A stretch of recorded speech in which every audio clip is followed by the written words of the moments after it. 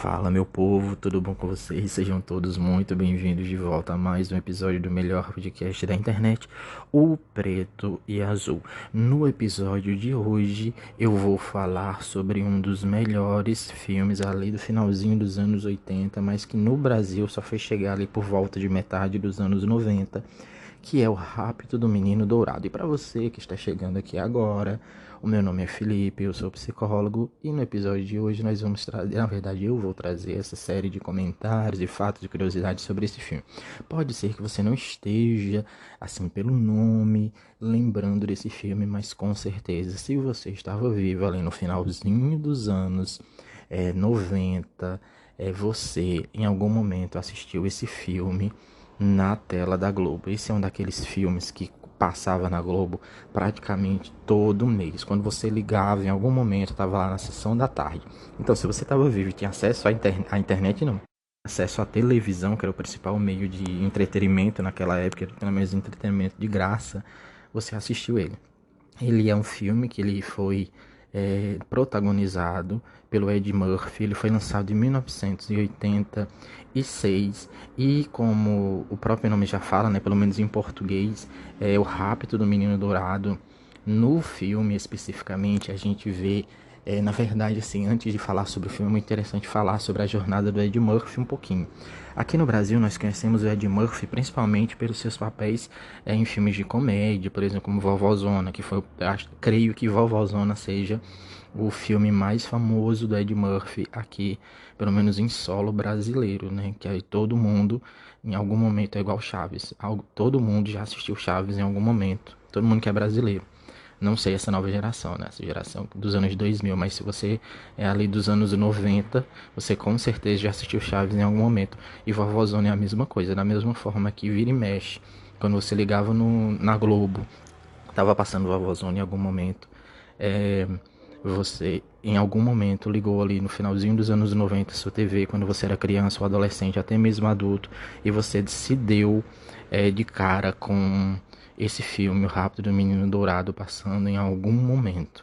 Então, ali no finalzinho dos anos 80, é um período da carreira do Ed Murphy em que ele está focado principalmente em filmes considerados assim mais sérios, filmes não de comédia, filmes que têm histórias mais densas. E se você parar assim para dar uma pesquisada na carreira do Ed Murphy, você vai encontrar muitos filmes com temáticas assim policiais que ele fez ali no final dos anos 80. Esse filme especificamente, O Rápido do Menino Dourado, em português, em inglês é apenas O Menino Dourado, The Children's Gold. Ele é um filme de 1986. Então ali ele engatou ali entre o meio dos anos 80 e o final dos anos 80 vários filmes em que ele interpretava policiais. Embora nesse filme especificamente ele não interprete um policial, mas ele tem mais características de um policial do que de outro tipo de personagem. Na sinopse do filme, você vai encontrar que ele é um assistente social, mas ele não tem nenhuma característica de assistente social, pelo menos não que a gente entende. E conta basicamente, nesse filme conta basicamente a história dele, a relação dele com esse menino dourado, quando ele conhece uma sacerdotisa. O nome da sacerdotisa no filme é Kinang, e ela envia ele para o Tibete para que ele salve esse garoto dourado, porque para os tibetanos ele é um ser, assim, vamos dizer, ele é quase como se fosse um deus para eles, porque é uma criança especial que só nasce a cada 1000 gerações. Então ele tem que proteger essa criança. E aí é muito interessante porque, como eu disse, nessa época o Eddie Murphy ele estava assim basicamente surgindo no cinema, mas já existiam atores que já eram muito famosos ali nos anos 80. E originalmente esse filme ele foi feito para o Mel Gibson. Então o autor do roteiro, que é o Dennis Feldman, ele criou esse filme especificamente para o Mel Gibson, só que na época o Ed Murphy ele leu o roteiro e ele gostou tanto do roteiro que ele fez de tudo para ficar com o papel. E como eu disse, ali nos anos 80, o Ed Murphy ele estava focado em fazer filmes mais com temática policiais. Ele tinha feito anos antes, em 1982, ele fez um filme chamado 48 Horas. Em 1983, ele lançou um filme com o nome Locais de Negociação. E em 1984 ele estava presente em um outro filme de policial, onde ele interpretava um policial chamado Policial de Beverly Hills. Obviamente todos esses nomes são os nomes originais dos filmes em inglês. Eu estou fazendo apenas uma tradução. E nessa época, logo após esse filme que foi um grande sucesso, Policial de Beverly Hills, de 1984, o Ed Murphy tinha 20, estava sendo muito procurado, porque ele vinha como sendo uma sequência de filmes muito bem sucedidos, e ele recebeu 20 roteiros, e entre esses 20 roteiros que ele recebeu, estava o roteiro do Menino Dourado. E o que é bastante interessante é que ele estava assim no auge da carreira dele, e esses 20 roteiros que foram enviados para ele, eles estavam associados todos ao Estúdio Paramount, e esses 20 roteiros foram feitos especificamente para o Ed Murphy. E na época, o Ed Murphy estava tão em alta que ele poderia escolher qualquer diretor. E existia um diretor que estava fazendo muito sucesso na época, que era o John Carpenter. E ele foi oferecido a ele, né, para dirigir esse filme, já que Ed Murphy estava no auge de sua carreira, em que tudo que ele fazia era um sucesso. Mas o John Carpenter recusou o papel de diretor desse filme, não quis dirigir. Uma das justificativas que o John Carpenter deu na época para não dirigir o filme é que ele disse que o roteiro, embora ele fosse muito bom, ele tinha furos na história, mas que quando o Ed Murphy fosse colocado no filme, né, o filme seria um sucesso, sem dúvidas nenhuma. Mas o John Carpenter, ele tinha tanta certeza que o filme seria um grande sucesso, porque, como eu disse, era o auge do Ed Murphy, que ele adiantou o filme dele, o filme que ele estava dirigindo, em 6 meses, para ser lançado 6 meses antes, porque ele disse que se ele lançasse o filme dele na mesma semana, no mesmo mês em que esse filme do Ed Murphy estava sendo lançado, com certeza absoluta, o filme do Ed Murphy teria enterrado o filme dele, fazendo com que o filme dele fosse um fracasso total. E com a recusa do Carpenter para dirigir esse filme, outro grande diretor da época foi escolhido, que era o George Miller.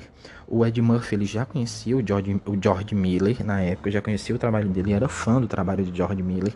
Ele acabou se encontrando com o George Miller para conversar sobre a direção, né, do filme, como tudo aconteceria.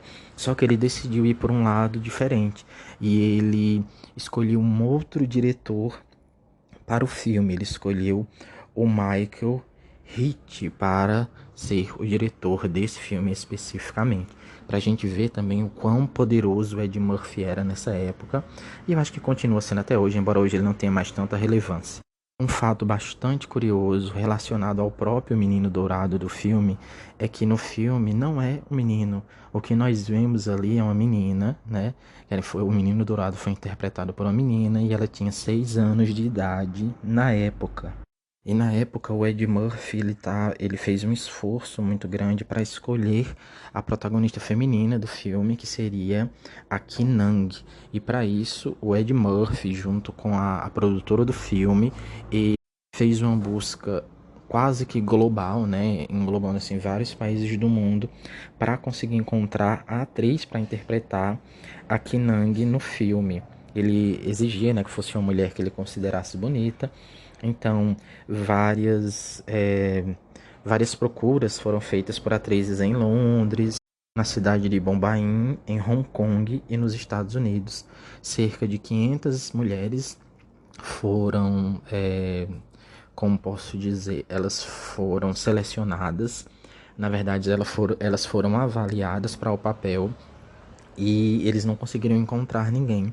Até que o empresário do Ed Murphy, que ele encontrou uma atriz adolescente que era um modelo asiática que tinha participado de um outro filme que foi lançado 6 meses antes do filme O Menino Dourado, que era um filme de Roman Polanski, que eram Os Piratas, de 1986. E essa atriz, que na verdade era uma modelo, de um modelo adolescente na época, ela foi a escolhida para interpretar a Ki-Nang nos filmes. Quem escolheu ela foi o empresário dele especificamente. O personagem Dragão Amarelo do filme ele foi interpretado por um, na verdade, dos filhos do ator Kirk Douglas, que participou também do filme. E esse filme ele foi considerado muito tecnológico para a época, e ele foi tecnologicamente tão avançado, até porque se você lembra, existem esse também, além de ser um filme mais sério, mas é um filme com um tom sobrenatural, porque tem criaturas sobrenaturais no filme, tem até demônios no filme, as pessoas sofrem transformações, e isso exigia, né, uma quantidade de tecnologia muito grande na época, que não tinha disponível até o momento, mas que meses antes tinha sido criado para um outro filme que fez muito sucesso, que é o Roger Rabbit, que é aquele filme que o Brad Pitt ele participa, em que ele interage com, é, com desenhos animados, e as cenas elas foram tão tecnológicas e tão avançadas para a época que dias antes da estreia do filme ser lançado, eles ainda estavam trabalhando nessas cenas porque elas eram mais complicadas. Então o filme estava para ser lançado, faltava pouquíssimo tempo e eles ainda estavam ali trabalhando para que os efeitos dessem certo. E outra coisa interessante é que esse filme ele estava sendo considerado como sendo um filme muito sério, com um tom muito sério na época. Para um filme do Ed Murphy, as pessoas na época já esperavam que um filme de Ed Murphy tivesse algumas cenas de humor. E como ele estava muito sério, eles tiveram que filmar cenas extras para encaixar no filme, cenas essas que foram cenas de alívio cômico, cenas com mais humor, porque o Ed Murphy nos Estados Unidos ele ficou famoso por causa da sua comédia. Ele era um comediante, ele fazia stand-up nos Estados Unidos. Muitos problemas também foram associados a esse filme. Um dos principais problemas foi o da trilha sonora. Dias antes do filme ser lançado, ele já estava praticamente todo pronto, quando os produtores decidiram trocar toda a trilha sonora do filme. Então a trilha sonora do filme foi trocada em cima da hora.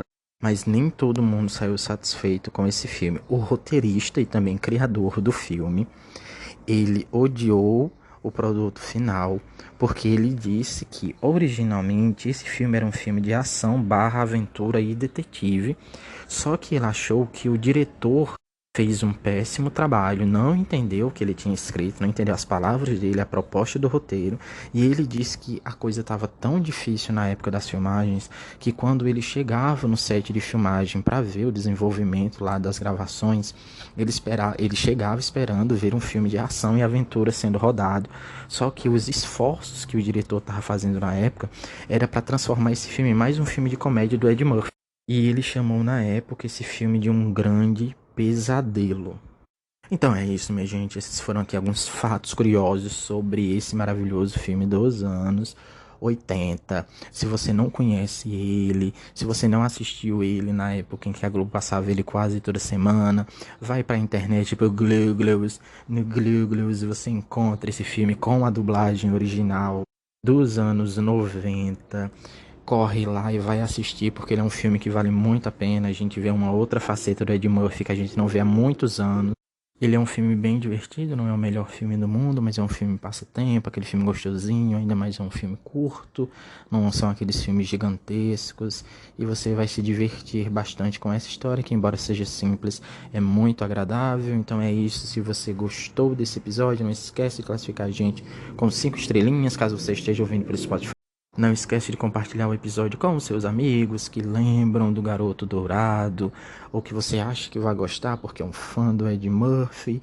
E não esquece também de conferir todos os outros episódios que já tem disponíveis aqui no podcast. Tem vários episódios, mais de 40 episódios para você curtir, e aproveita porque é de graça, né? E a gente se vê em um próximo episódio. Valeu, falou!